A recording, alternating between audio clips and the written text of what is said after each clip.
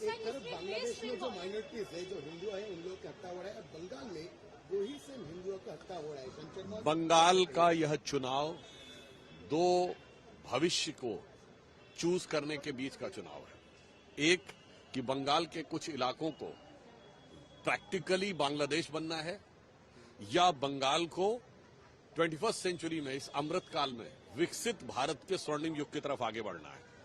ये दो विकल्प आज साथ में हैं। इसलिए हम ये कहना चाहते हैं कि जो कुछ भी बंगाल में हो रहा है, ये वो महान भूमि है जहां से वंदे मातरम भी निकला और जनगण मन भी निकला।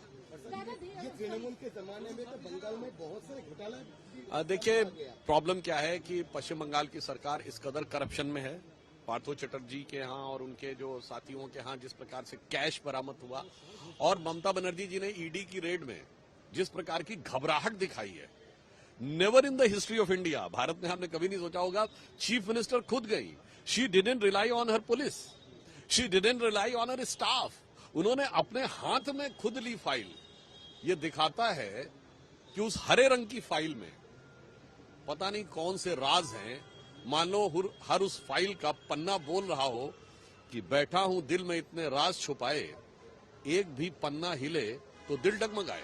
सर, देखा गया कि जो ईडी की जब रेड हुई कि सीएम पहुंचे वहां पर, तो उन्होंने अपने साथ पुलिस को भी लेते गए, इवन रेड। मैं यही तो कहना चाह रहा हूं, ईडी के कार्यों में जिस प्रकार से हस्तक्षेप किया गया, जो कि प्योरली टेक्निकल और प्रोफेशनल आधार के ऊपर हो रहा था, उसके अगेंस्ट ये मामला कोर्ट में भी गया हुआ है।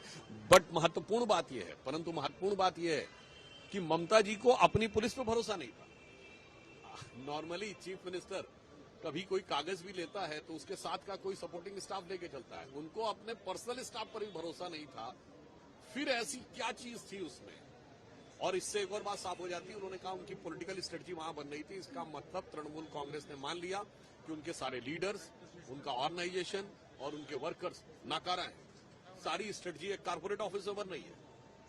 हमारे यहाँ तो पार्टी में बनती है। आप सब लोग कहते हैं कि मोदी जी और अमित शाह जी स्ट्रेटजी बना रहे हैं, फिर राष्ट्रीय अध्यक्ष बैठते हैं और पार्टी के लीडर्स तय करते हैं। अब वो ये कह रही हैं सारी लीडरशिप बेकार थी और वो एक कारपोरेट ऑफिस में बन रहा था। इसका मतलब ये हो सकता है कि they have outsource their entire strategy and thought process to some corporate world. Sir, आपको लगता है